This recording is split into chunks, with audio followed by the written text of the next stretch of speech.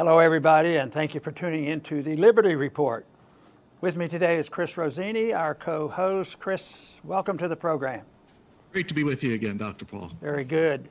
You know, I've talked about gold for a long, long time, and a lot of other people have talked about it for 6,000 years, and it's been pretty well recognized as money. But it was declared it was reinforced not too long ago by Bernanke that gold is not money, that only Federal Reserves or notes are money, and the only reason central banks hold gold is for traditional reasons.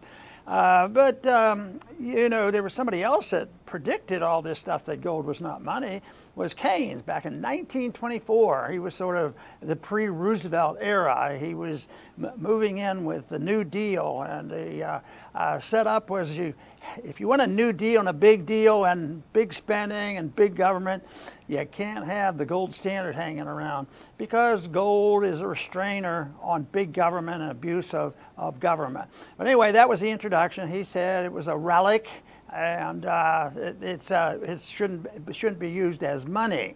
But you know, I remember the very first time I got on a radio talk show, I think it was about 1974. I'd been interested in the monetary issues because of the breakdown of the Bretton Woods and sort of burying the gold standard for a period of time. At least they didn't want gold restraining what was happening, but we finally had to cave in and refuse. We admitted our bankruptcy and refused to return gold for paper money. But I got on a radio talk show. It was local. It wasn't big at all. And I had the audacity to bring up the subject of gold, which nobody was interested in. I'll tell you, nobody was interested in. But that was sort of my thing that I was interested in. And I remember one gentleman calling up, and he was a labor union leader. And he cited some things from Gompers, and he said that gold is a friend of the working people. I haven't heard that too much lately, but he sort of had an insight and knew about it, and he thought that inflation was not beneficial, you know, to average people. And of course, I don't think it's very beneficial to the cause of liberty, because what it does, it removes all restraints on the politicians. It gives them license to steal at will, in secrecy. And it creates a condition that's totally immoral, but essentially always acceptable, as long as the people who are the people that are going to receive something for it, they're not going to say anything. And when you think of it, Chris, there's a lot of people who receive on the short-term benefits. It's borrowed money, it's fake money, but it can last a long time. You can just print money and pass it out and gain political favors. Welfarism is one thing. Militarism is another thing, fighting wars. Irresponsibility, running up deficits, that's permissible. And they always have their cover. It isn't because Keynes introduced the notion that he's the smartest academician in the world and he knows it, and this whole thing about gold is foolish, and they figure they have the credentials, the establishment, the people in the colleges, the university professors, they generally agreed, and they weren't unanimous in the 30s when Roosevelt was moving in, but there was a lot of movement. There was still superficial talk about gold being important, and it wasn't a relic. For once, FDR was that way. He says, I'm going to keep the United States on the gold standard. And he, of course, was the instigator of it all. And it didn't take him very long for people to give up any hope that Roosevelt was interested in really the gold standard and limiting government, because within days that there was a banking crisis that they helped create, and the banks were closed and gold was confiscated, and they were truly going to make sure it was a relic and nobody ever cared about it. But Chris, I think there's pretty good evidence that no matter what they do, even over long periods of time, and when you think about it, from 1944, when Bretton Woods was started, until it was acknowledged that the whole thing was mystical, it doesn't work, until the failure in 1971, gold was not of much interest to people because the Federal Reserve notes were working, but the conditions changed, and right now gold is back in the news again, and rightfully so, and I hope we can contribute something to finally settling this argument about what money really is and what it ought to be, because it has a lot to do with personal liberty. Oh, it has everything to do with personal liberty. That was a great quote about putting how it's good for the working person. Absolutely. When you have gold, it puts economic power in your hands, not the government's. You know, if government wants to wage war and they need money, they would have to come and get it from you. They don't want to do that. They'd rather print money, and you have no say whatsoever, whether it's war or new welfare or empire. They don't care what you think, and that's why the printing press is their friend. They don't have to come to you. And in order to have this system, you have to have extremely good propaganda, and that's what they have. You know, we've seen since 2016 propaganda, but with money, it's been for almost 100 years, whether it's from government itself, media, the schools or universities. You're not even supposed to think about gold, or even the Federal Reserve for that matter. Don't question who they are, what they do, what these green pieces of paper are, where they come from. You just go and work for them and don't worry about anything else. And unfortunately, it has worked for 100 years. Most, you know, if you're asked about gold, the most you're supposed to say is, well, it's a nice color. But you know what? The day is coming where that is going to end, because supply and demand is going to hit the Fed really hard. You know, during this period of time from 33, when gold was confiscated by Roosevelt, up until then they passed Bretton Woods, the central banks weren't rigid in what they were supposed to do. They were supposed to honor their currency against our dollar, and our dollar was always as good as gold. But the change that has occurred is that there's probably only one really significant country in the world that still actually acts on the assumption that gold is a relic, and that's the United States. We're one of the very few central banks not buying gold. The people who are trying to enter into the fold of participating in the reserve currency, like Russia and China, especially China, they're buying gold, and Japan buys gold. So there's a lot of countries buying gold, but the United States does not buy gold. So they've actually been influenced by the Keynesians of the world and the academicians who just make fun of this. At the same time, markets are very, very powerful. So even during the period of time with Bretton Woods, there was a marketplace. They didn't talk about it a lot. And toward the end, in the late 60s, before 71, before they threw in the towel, there were people selling and buying gold at, you know, it was 35, but it was selling at 30, 36, and 38. And finally, the people who were fixing the price of gold, thinking that they could overcome that and still say that we're good as gold, but we won't obey the rules of gold, they finally threw in the towels, and that's why, you know, the markets did rule, but not immediately. And this is why some people get very frustrated. You say, well, look, they've been printing money. Just take the last 10, 15 years, printing money like crazy. And you'd think gold prices should be soaring. And, you know, gold did go up to 1,800, but then it went back down to $1,000 and sat around there. And it's 2016, it was still $1,000. And now, of course, it's $1,800. And so the mistake that is made is you can't look at the money supply figures, which we do, and we certainly did that in the 1960s because the Fed was watching money supply figures very closely. But if you look at that, the reaction in gold and in the marketplace is not immediate. There's too many variables. You know, there's a lot of subjectivity in there.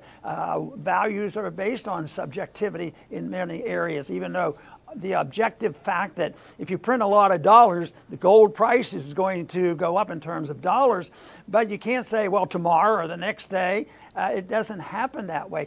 You know, and then the price of gold, even though it was sort of set more by the market and the influence and some more rigging, you know, up until from 71 up until the year 2000, gold at the year 2000, it's hard to believe, gold was $270 an ounce. But that was all the maneuvering that's going on, and maybe it was deliberate. Maybe those countries that are buying gold and were buying gold bought a lot of gold. But eventually, just, you know, 20 years ago, it was only $270 an ounce. So the point being is long-term projections are pretty darn reliable short term. See, that's why, although I've always purchased gold as a protection for my family and all, I never was comfortable with the futures market, buying and selling. Oh, it's going up tomorrow, but next week it's going to go down. And that was never appealing to me. So when I look at it long term and look at it more strategically, it has done exactly what I had anticipated, maybe a little slower than I had anticipated, but gold at $35 an ounce, when I first got fascinated with talking about it and in a political sense, I would say that the fact that I bought gold coins back then wasn't the worst idea in the world, but it was also periods of time, long periods of time, where gold just did not move in terms of dollars. But that brings in, other factors, and war has a factor, the deficits have a factor, and sometimes more so than others. But right now it's coming together. The market and many other governments other than our own are recognizing the fact that there's a lot of paper dollars out there, and what we don't want is people to get thinking about the gold too much as being the cause and effect, because what's liable to happen is it still is a restraint. When you have gold, you restrain big government, as Chris pointed out. But if you do that, and the government can't handle it because there's too many choices made, they're still going to be concerned. I don't think that it's coming around the bend at all under today's circumstances, where we'll have a president come into office and decide that what we'll do is what FDR did. Tell the American people, you don't have a right to own gold. It was in ‑71 when told people, foreigners didn't have a right to get their gold back with their Federal Reserve note. So if it comes now, they're still going to be determined. Rigging the market is a big thing, but manipulation of tax codes is another thing. I can foresee, a time when things get really, really bad, which I expect we're on our way to. And if people have gold coins and silver coins, even the ones that are legal tender, the Eagles are legal tender, I can even foresee this as being treated in a special way. Although we call it money, and also the government made it as legal tender, we know that the silver eagle is $1. Well, it's worth, retail price of an eagle now is about $25. So if we do that, one thing they could do is, if people get their silver out, no matter which kind, and silver eagles, whatever, and you say, well, I need to live off this. I'm going to go, and at the current rate, I'm going to get Federal Reserve notes from the bank, and they are going to exchange it. My fear is that they'll do that, but they're going to tax you. And that won't be confiscation of the coins, but it will be confiscation of your wealth by regulating how you can spend it. Other people recognize this and worry about it. Some people park their gold overseas, which to me was cumbersome, but for some people that satisfies. Others figure, well, I'm not likely to cash it into the bank because there'll be too many papers to fill out. But I can conceive of a period of condition as we're getting more chaos in the street and the violence we have, where people might say, oh, I owe you $25, will you take this silver ounce, something like that, and just do it. Because then people say, well, that might be illegal. It may be illegal in the current circumstances, but it's not illegal under the Constitution, and it certainly isn't immoral. What they've given us is where the immorality is. That's right, Dr. Paul. And I know you have been asked this question for many decades, and sometimes people ask me, they want to know, when will this Federal Reserve nightmare end? And it's just impossible to give a specific date and time, because man's actions and valuations cannot be predicted with certainty, but people want certainty. I mean, look what's going on today with this virus. People want certainty about what's going to happen, and they're going to government for that certainty. People who lie all the time, and they're lying about the virus, but people they want to be certain about what's going to happen. A crude analogy is, you can tell someone it's with reasonable certainty that it's going to be hot in Texas in August. But people, if somebody says, well, no, tell me the date and time, August 15th at 10 p.m. You can't say that. There's just too many variables at play. So, and that's the one good thing about free market Austrian economics. You have to accept the uncertainty of life. But there's good news. There are principles that are always certain. And when you understand those principles, you can say with conviction that the Fed is going to fail because they're operating against those principles. Right. The consequences are predictable. The timing is not, and that makes it more difficult. So I always give a lot of credit to these people who have the guts to do the trading hourly or daily or minute-wise and still make a lot of money. And most of the time they're not trained in Austrian economics, but there are some very good at doing that in the timing, and they take into consideration Austrian economic theories. So the fundamentals and the short-term trades, they're interesting, but that's investment, which is not exactly. I'm talking about investment in liberty. It's different, but they're related. The one thing that is unlimited is this whole idea of deficits. Life matters. Everybody should recognize that life matters. But one thing that does not matter in the conventional wisdom of just about everybody in every country of the world and the universities is deficits don't matter. And of course, we who have followed something else from a more moral position and a free market position, the protection of liberty, it very much matters. And we can do what we can to protect, and people will ask me constantly, so what do we do? What do we do? And, and they might ask me, what can I do to help the system?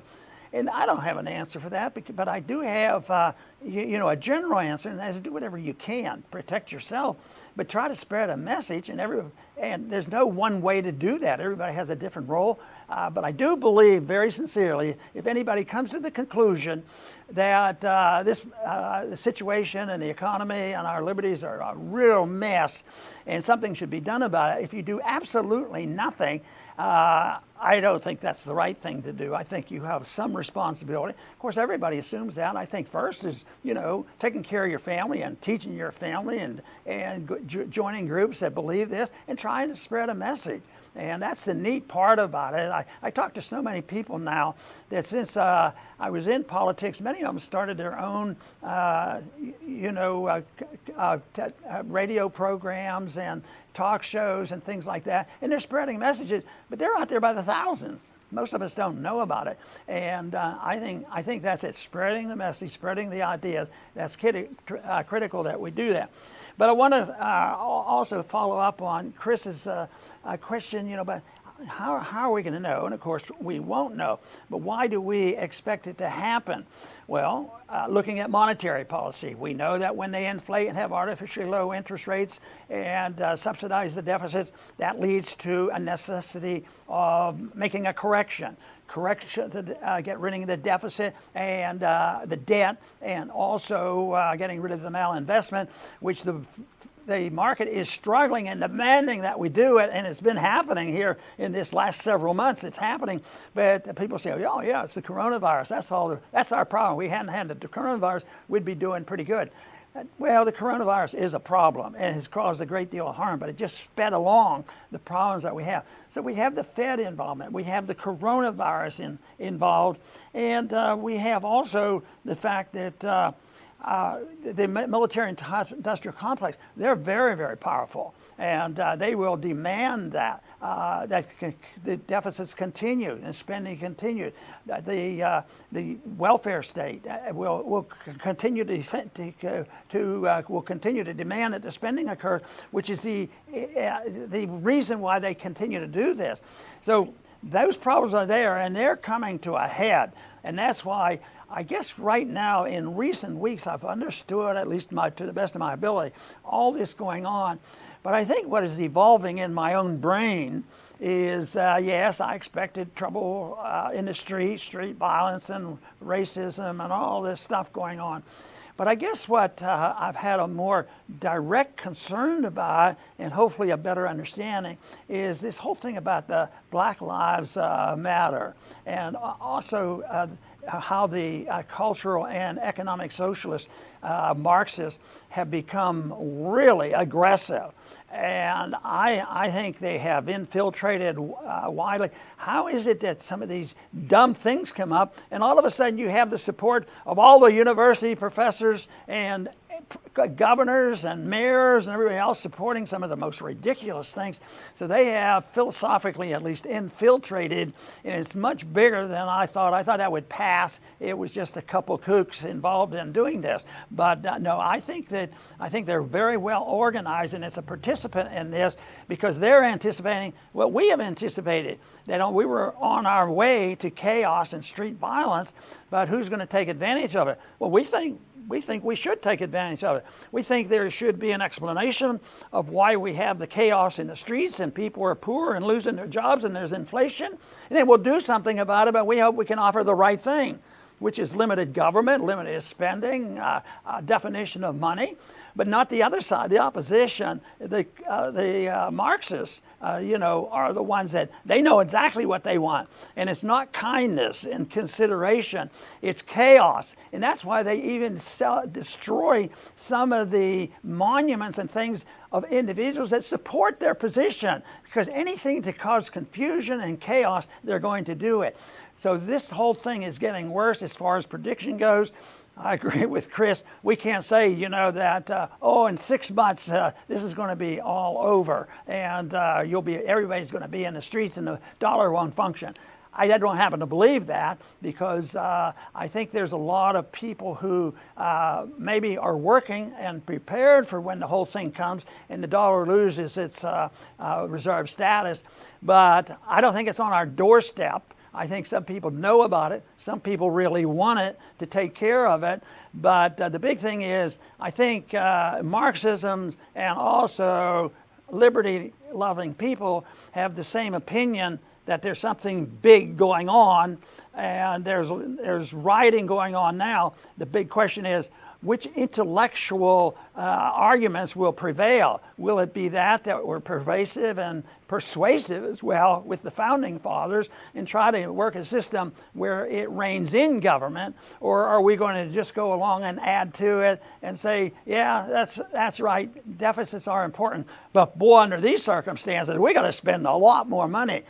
There's going to be a climactic end to this soon, but it could be 6 months, it could be 6 years, but I think the 6 months is closer to it, but it's not predictable. I think regardless, our job is to explain things to the best of our ability and emphasize the importance of liberty, because you can prepare, I often thought, and I try to prepare and protect myself and my family, but to tell you the truth, when government becomes more and more authoritarian, it becomes more difficult. I thought maybe the TST would go away after the crisis went away. No, it was just there for permanency. And people are telling us now, all these emergency things that we're doing now for coronavirus, it's not going to ever be the same again. And that's a big hunk of our liberty that is being challenged. So we have to be prepared, but the most important thing is that we understand how this has come about and what we can offer as an alternative. Chris. That's right, Dr. Paul. I'll finish up. As you say, there is a big difference between socialists and people like us who advocate liberty. We accept that there is uncertainty in this world, that things cannot be planned out by a central planner, that man's action is oftentimes unexpected. They're very different. That's, authoritarians and socialists, they believe in their plans. You mentioned all this destruction that's going on. This is not anything new. This happened under Pol Pot, under Chairman Mao. They go to year zero. We're going to flatten everything and our new utopia will spring forth. No, life is far too complex. They do destroy, but everything stays destroyed over and over, but there's an upside, and that's, from our perspective, there are immutable economic laws. 2 + 2 = 4 was the same during the Roman times, during Benjamin Franklin's time, and during our time. Supply and demand, exactly the same in all times. Individual liberty, it's inherent in our nature. That's what we cling to, principles. And that's why we can say that they're going to fail, that the Fed is going to fail, that the socialists They may destroy things, but they will never have their utopia. And that's why when you come to the Ron Paul Liberty Report, we're going to give you the principles that matter that you can shape your own personal life around. Yes, and Chris, we've talked about it so much, and the people generally know this, that the people who really hate gold are the people who love power. The people who love liberty, understand gold and want to use it, not because there's something sacred about gold, but it's just a rule. It's a moral rule. It's been around for a long time, and that is to restrain those people who would illegally and immorally use power. But looking toward maybe a signal of this thing coming down, I look toward what's going on with China. I think the conflict we're having with China right now, once again, is being exaggerated because so often we participate and do things that are very similar, if not exactly the same as what China does, with intellectual property and manipulation of markets and all this. But the buildup of the military really bothers me.